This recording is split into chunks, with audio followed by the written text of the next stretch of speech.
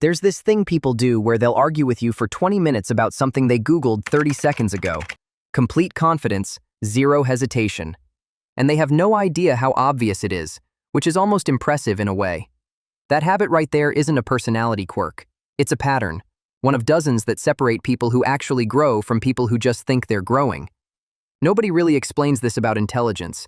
It's not about what you know, it's about how you think, how you respond, and whether you've trained yourself to catch certain patterns in your own behavior. Most people haven't, and most people don't even know these patterns exist, so we're going to fix that.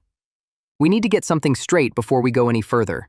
When I say dumb habits, I'm not talking about IQ, not education level, not how many books you've read, not whether you went to the right school. None of that matters here. What I'm talking about is something more fundamental, the difference between being smart and acting smart, between having the capacity to think clearly and actually doing it. Most people confuse these two things constantly. You've met someone who's clearly intelligent but keeps making the same mistakes over and over. You've also met someone who isn't particularly brilliant on paper but somehow makes good decisions consistently. The difference isn't raw brain power, it's behavioral.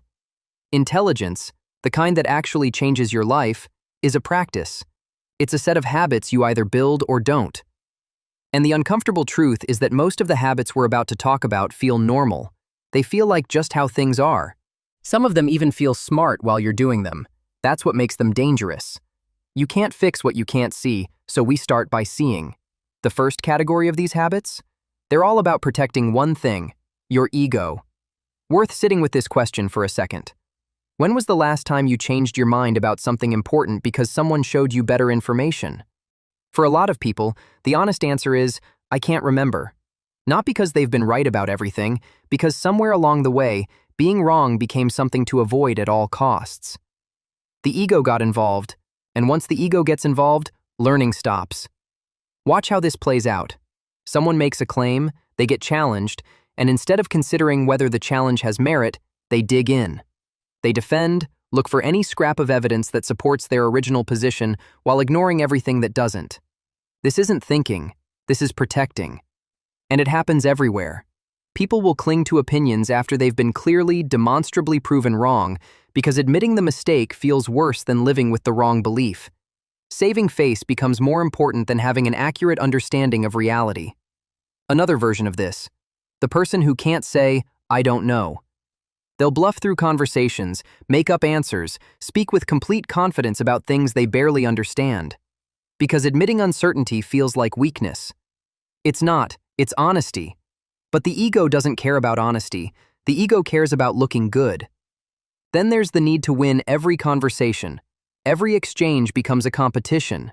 Someone shares an idea, and instead of engaging with it, the immediate instinct is to find the flaw, the gotcha, the thing that lets them come out on top. They might think they're being smart. What they're actually doing is guaranteeing they'll never learn anything from anyone who thinks differently than they do. The pattern underneath all of this is the same. Energy goes toward looking intelligent instead of becoming intelligent. Those are very different projects. Ego protection feels like self-defense. It's actually self-imprisonment. Every time you protect a wrong opinion, you lock yourself inside it. Ego makes you protect bad ideas, but it also destroys how you communicate with other people, and that's where things get messier. You can tell a lot about how someone thinks by watching how they talk, not what they say, how they say it. The habits that show up in conversation reveal the habits that show up in their thinking. Some of these habits are more destructive than people realize. Start with the most basic one, the person who talks far more than they listen. Every conversation is a monologue they occasionally pause. They're not actually hearing what you're saying. They're waiting for you to stop so they can say the next thing they've been preparing in their head. This feels like engagement, but it isn't. You can't learn anything while your mouth is moving. Someone who can't listen can't update their understanding.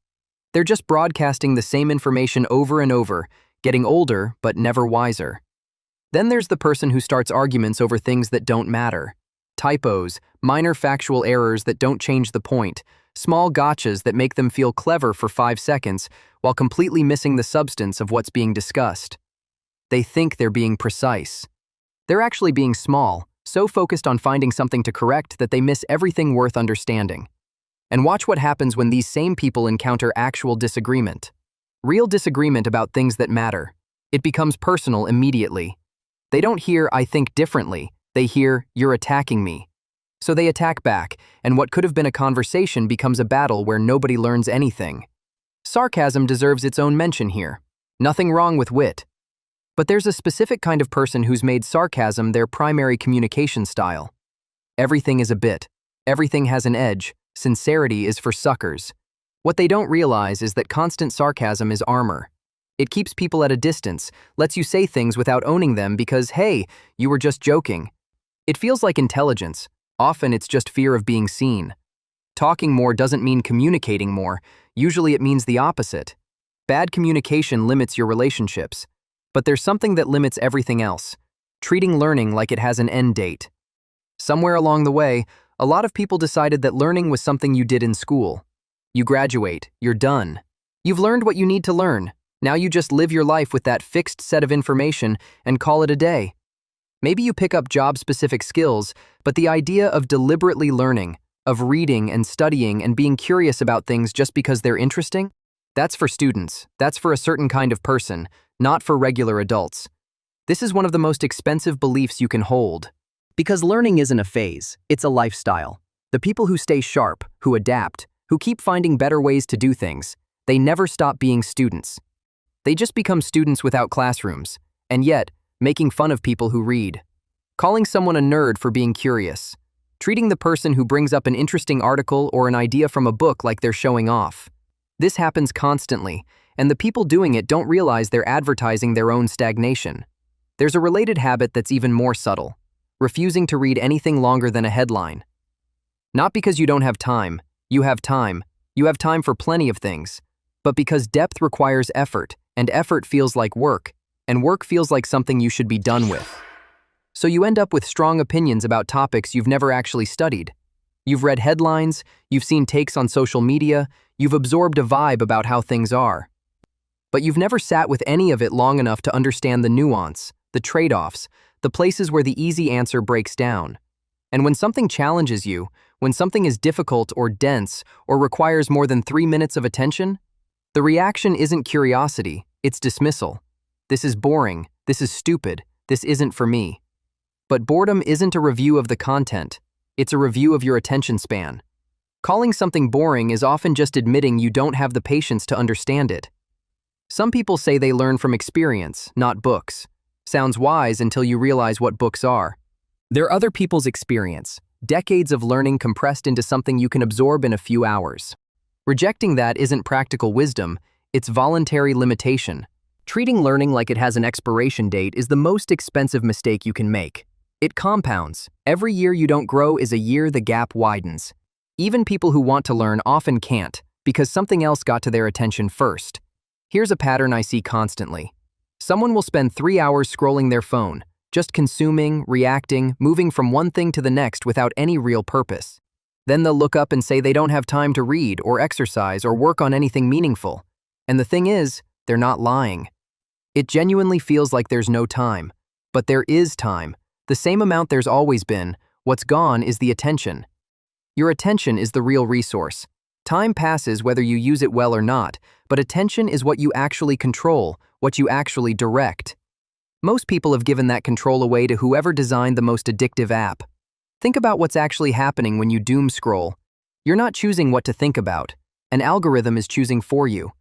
You're not deciding what deserves your mental energy. You're just reacting to whatever gets put in front of you next. And it's optimized to keep you reacting, not to make you better at anything. The wild part is that you know this while it's happening. You're lying there at 11 at night. You have work tomorrow.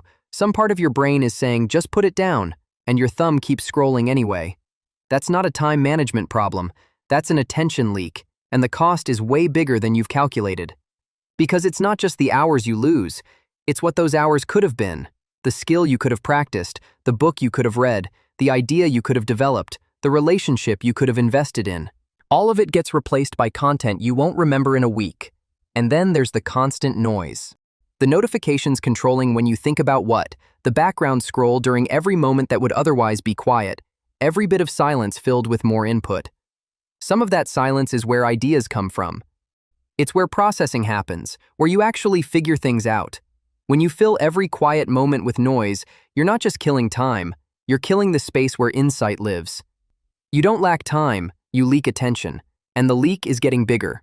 Attention leaks are bad, but there's something that hijacks you even faster than your phone, your own emotions. Something most people never learn: feelings are not facts. They're not accurate reports about external reality, they're information about your internal state. Treating every feeling as a fact you must act on immediately is how people destroy relationships, careers, and opportunities in seconds. Watch how this plays out. Someone gets criticized at work. The criticism might be valid, might even be helpful, but it doesn't feel helpful. It feels like an attack. And because it feels like an attack, they respond like it's an attack. Defensive, aggressive, burning bridges that didn't need to burn. Or someone gets a text that seems cold. No context, no explanation, just a short response that doesn't match the warmth they expected. And immediately, the story-making begins. They're mad at me. I did something wrong. They don't care anymore. An entire narrative built on a feeling triggered by a few words that probably meant nothing at all. Making decisions while angry is its own category of disaster. You know this. Everyone knows this, and yet people keep doing it. They fire off the email. They say the thing they can't unsay. They make the grand gesture that feels righteous in the moment and looks insane in the morning. The habit is reacting as if the feeling is the whole story. It never is. Feelings are data, not commands. They're one input among many. Useful information, sure, but not instructions you're obligated to follow. The opposite of this isn't suppressing emotions. That doesn't work and creates its own problems. The opposite is creating space. Feeling the thing and then asking, okay, what's actually happening here? Is this feeling giving me accurate information about the situation, or is it telling me more about my fears, my history, my insecurities? That pause, that tiny gap between feeling and action, is where wisdom lives. People who can't create that gap are at the mercy of whatever neurochemical spike happens to hit them at any given moment. They think they're trusting their gut. They're actually just being pushed around by their own reactivity. Reacting fast feels powerful. It almost never is. This isn't about suppressing emotions. It's about not letting them drive while you're blindfolded. There's a difference between feeling something and letting that feeling make your decisions. Emotional reactions cost you relationships. But there's another area where bad habits compound in a way that's brutally mathematical. Time to talk about something uncomfortable: money. There's a specific pattern that keeps people stuck financially, and it has nothing to do with how much they earn. It's a set of habits rooted in avoidance and ego, and they compound in ways that basic math makes obvious, but nobody wants to look at. Start with this one: laughing at people who track their spending, treating budgets as something uptight people do. Meanwhile, living paycheck to paycheck with no clear idea where the money actually goes. The attitude feels relaxed, free, above petty concerns about numbers. The reality is chaos dressed up as spontaneity. Then there's the credit card thing, treating it like free money, like future you will somehow figure it out. Interest compounds whether you understand it or not. That's not an opinion, it's math, and the math doesn't care about your financial literacy. One that's more about ego than avoidance, buying things to impress people. Status symbols for an audience you don't even respect, the car that costs more than makes sense because of what it signals. The clothes, the accessories, the lifestyle that looks good from the outside, while the inside is held together with credit and stress. And then, maybe the most common one, calling everything rigged.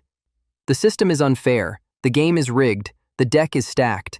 Some of that is true. Systems do have unfairness built in. But understanding how systems work is still more useful than just declaring them unfair and stopping there. Calling it rigged feels like insight. It's actually a permission slip to stop learning. The people who actually navigate unfair systems don't do it by throwing their hands up. They do it by understanding the rules well enough to find the gaps. I'll be honest about this one. I avoided looking at my bank account for 2 years. 2 years of assuming it would somehow figure itself out. Spoiler, it did not figure itself out. The numbers just sat there getting worse while I got better at not seeing them. Calling everything rigged is cheaper than learning how it works. But only in the short term. Long term, that cost adds up just like everything else. Money problems are fixable with information. But there's an area where these habits hit differently, and that's in your relationships. Relationships don't usually end because of one big betrayal. They end from accumulated small neglects. The conversations you kept postponing, the apologies you almost gave but held back because your ego got in the way. The things you noticed but didn't say, The things you needed but didn't ask for. Small things, each one barely noticeable on its own. Together, enough to drain a relationship dry.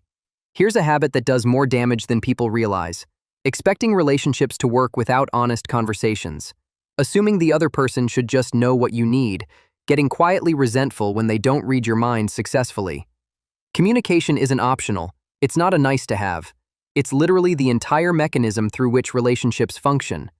Expecting someone to understand you without you ever actually telling them anything is setting both of you up to fail. Then there's the apology problem. The non-apology apology. I'm sorry you feel that way. I'm sorry if something I did upset you. These aren't apologies. They're deflections shaped like apologies, and everyone can tell. The person receiving it knows they haven't actually been heard. The conflict doesn't resolve, it just goes underground and festers. I'm sorry you feel that way has never fixed anything in human history. I tried it for years. 0% success rate. Somehow I kept trying anyway. Another pattern. Treating the people closest to you as emotional utilities. Partners become therapists. Friends become dumping grounds for every thought and feeling without any reciprocity or awareness of their capacity. Relationships are supposed to have exchange, flow, give and take. When they become one-directional, they drain the person on the receiving end. And then there's the hardest one. Staying in situations you know are wrong because leaving feels scarier than staying. Toxic dynamics you've adapted to. Relationships that cost more than they give but feel impossible to exit because they're familiar. The comfort of known pain over unknown possibility. Remember what we said about ego protection? In relationships, it's lethal. You can be right or you can be connected. You very rarely get both. These patterns make sense when you understand them. Vulnerability is terrifying. Being wrong in front of someone you love feels genuinely dangerous. But protecting yourself from that discomfort costs you the intimacy you actually want. Every single time. Relationships require discomfort. Actually, growth itself requires it, which is why another habit is so destructive. Worth asking yourself honestly, how many things have you quit not because they weren't right for you, but because they got hard? The habit of retreating to comfort at the first sign of difficulty is so common that most people don't even see it as a pattern. It just feels like preferences. This isn't for me, that's not my thing, I tried it and I didn't like it. But look underneath those statements. Often what they really mean is, this required more effort than I wanted to give, so I'm framing my retreat as a choice instead of a surrender. Comfort as a goal is a trap. Short-term ease almost always creates long-term difficulty. The people living the most comfortable lives didn't get there by avoiding discomfort. They got there by tolerating years of it in service of something they wanted to build. Watch how this shows up. Avoiding any task that doesn't offer instant gratification, needing to see results immediately or losing interest. Quitting the new skill before you're past the initial phase where you're bad at it. Because being bad at something feels uncomfortable, and comfort is the priority. Or this one. Avoiding any environment where you're not already competent. Never putting yourself in rooms where you're the least knowledgeable person. Never starting things you might fail at publicly. Letting embarrassment have veto power over your growth. And mocking people who plan ahead, who prepare, who think about the future, while constantly being surprised by problems that were completely predictable. Comfort wants to avoid the discomfort of planning, then it acts shocked when the unplanned for thing happens. This one probably hits different at night, when it's quiet and you know what you should be doing instead. Comfort is a good visitor but a terrible roommate. Having comfort in your life is fine. Organizing your entire life around maximizing comfort is how you guarantee stagnation. Easy years make hard decades. That's not pessimism, it's just how compound effects work in both directions. The comfort trap keeps you stagnant. But there's one more pattern that makes all the others permanent. There's a difference between having bad luck and having bad pattern recognition. Most people who constantly blame luck have the second problem. The patterns they refuse to see keep recreating the outcomes they complain about. The blame protects them from ever having to look. This is how it works. Something goes wrong, and instead of asking, "What did I do that contributed to this?" the automatic response is external attribution. Bad timing, unfair circumstances, other people's failures, anything but looking inward. External factors are real. Sometimes you do get unlucky. Sometimes circumstances are genuinely unfair. But if every single problem in your life has an external cause, if you're never the common factor in any of your patterns, something is off with the analysis. There's a phrase that locks this in place. That's just how I am. 5 words that end all possibility of growth. It sounds like self-acceptance. What it actually means is, I've decided to stop examining this. That's just how I am about being late, about keeping in touch, about following through. No, those are choices you've made so many times they've become default. But defaults can be changed. That's just how I am is just, I don't want to do the work to change phrased to sound like wisdom. Here's a pattern worth noticing in yourself.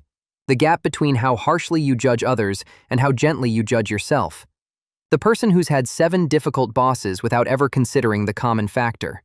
The person who finds everyone else's excuses transparent but considers their own completely valid. Being brutally honest with others while being endlessly generous with yourself isn't honesty. It's a selective application of standards designed to protect the ego. There's a difference between having bad luck and having bad pattern recognition. Until you're willing to look at your own patterns honestly, the same situations will keep showing up with different names. Every habit we've covered has one thing in common. Understanding that commonality is how you actually break free. Step back and look at what we've actually covered. Ego protection that keeps you locked inside wrong beliefs. Communication habits that guarantee you'll never learn from anyone. A closed relationship with learning that caps your growth. Attention leaking out to whoever built the most addictive algorithm. Emotions hijacking decisions before reason can show up. Money habits built on avoidance rather than understanding. Relationship patterns that drain the connections you actually want.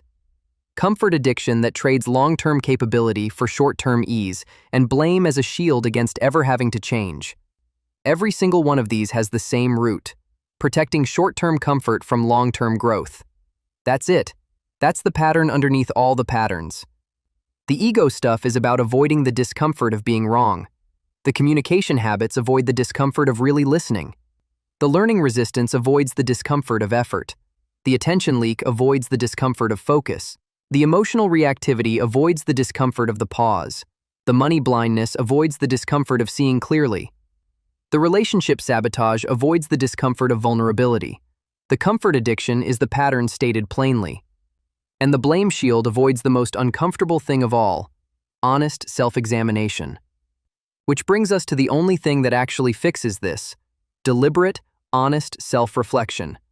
The willingness to ask uncomfortable questions about your own behavior and sit with the answers long enough to actually hear them. It's not complicated, but it is hard. Because it requires tolerating exactly the discomfort all these habits are designed to avoid. You have to be willing to be wrong, willing to see clearly, willing to feel the gap between who you are and who you could be without immediately filling that gap with excuses or distractions. Most people never develop this skill.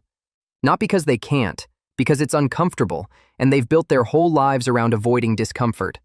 But you're still here. You've listened to all of this, and that's not nothing. That's actually the whole first step. Most people skip it entirely. They never even look at the patterns, never name them, never sit with the recognition long enough for it to matter. You did. Now the question is just what you do next. Awareness without action is just entertainment. Thinking about change is not the same as changing, but you can't change what you can't see, and now you can see. You're not stuck, you're just repeating, and repetition, unlike luck, is something you can actually control. What happens next is up to you, but at least now you're not doing it blind.